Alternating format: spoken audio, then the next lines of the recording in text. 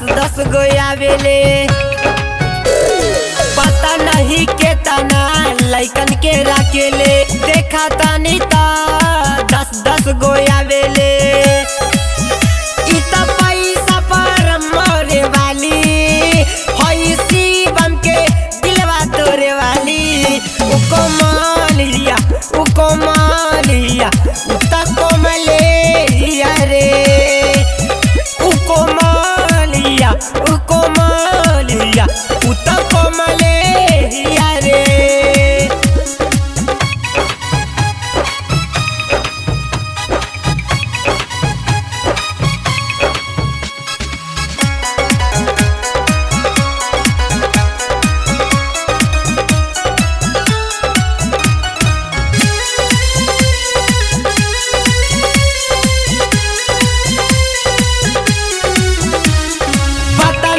कैसन लइकी तू बारू शिवम के दिलावा तोर लेता बारू।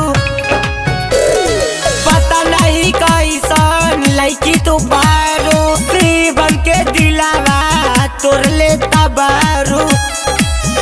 तू तो कैसन लइकी बारू खाली नंबर बाट तारू।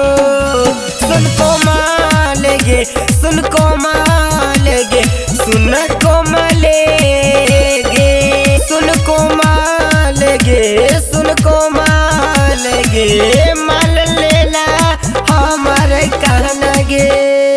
नहीं तोर दिलवा मरी जेबो तोरा बिना।